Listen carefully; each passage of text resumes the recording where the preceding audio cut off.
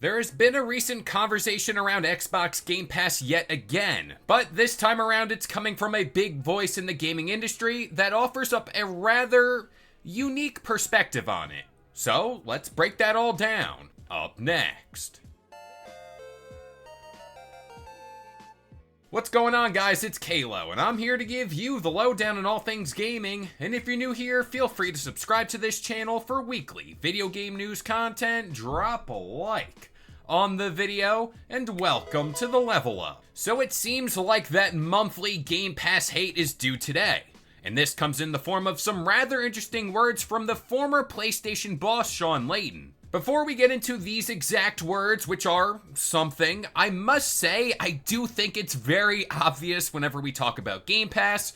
The goalposts are always kind of moving around this debate, and quite honestly, it just gets more and more ridiculous with each and every passing month. Now, first off, I want to say, in case you don't know, the simple fact here is, if you don't like Xbox Game Pass, you don't have to buy it. That's the glory of having free will. But when you factor in today's gaming climate and the climate overall when it comes to spending money in the real world, some people can't afford to go out and spend $80 for an individual game every few weeks. So again, that right there, the price of Game Pass alone, it's worth it to some people. Now on to the good stuff before I really start yapping, but today's news comes from an interview conducted by GamesIndustry.biz, and of course this is all held with Shawn Layden. Now within this interview, the matter of Game Pass was brought up and its value, and this is what he had to say. Quote, "There's a lot of debates going on, is Game Pass profitable? Is Game Pass not profitable? What does that mean? That's really not the right question to ask anyway. You can do all kinds of financial jiggery-pokery for any sort of corporate service to make it look profitable if you wanted it to. You can take enough costs out and say that it's off the balance sheet, and oh, look, it's profitable now. The real issue for me on things like Game Pass is it healthy for the developer?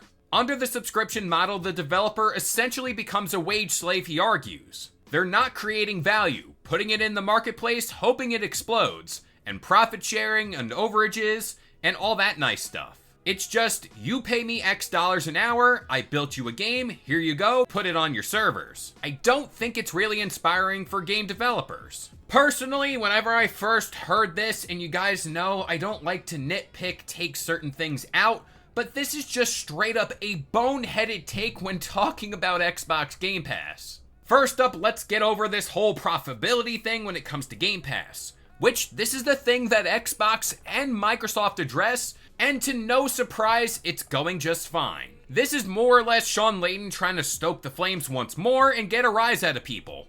Which, tip of the hat, you did it for me. Now the bigger part of the conversation I want to focus in on is this idea that Game Pass is not good for developers, and it doesn't inspire creativity, which that's the thing I'm most heated about. Personally, I do think Game Pass allows developers to be more creative with their games. This is because it offers them a platform in which they can take risks and attract a larger audience to play their games. Also, when looking at the platform overall, there really isn't too many games on there that solely rely on the platform for its money. Most of the games on Xbox Game Pass are selling on other platforms like PlayStation and Steam, and let's not forget the Switch. So, at the end of the day, Xbox Game Pass is yet another branch of their profit tree. Now, as for that uninspired bit, let's just bring up the Game of the Year contender in my eyes being Clair Obscur Expedition 33. You know, in case you haven't heard about it. Or can I bring up a game like Liza P, which set a new tone in the Souls-like genre? Or should I bring up Hi-Fi Rush,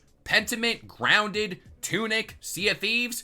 You kinda get the point here. So as you can see, there is clearly a lot of creativity here to be held within Xbox Game Pass. And of course, the model for Game Pass allowed those developers to take the risks to make these great games. Albeit too, I always like to present both sides of the coin here. It always doesn't guarantee every game launched on Game Pass will have success. That's simply not the case. But I do think releasing on Game Pass helps those games out even more to get to more people. So, I don't know, Shawn, what's the deal behind this whole rant? I obviously don't know. When clearly the facts are there and they're stating what we've seen from Game Pass, it's clearly helping. Personally, I think we should be talking about bigger issues in gaming like AAA game budgets that are clearly out of control, the large push to live service games. Can we talk about games like Concord? I don't know.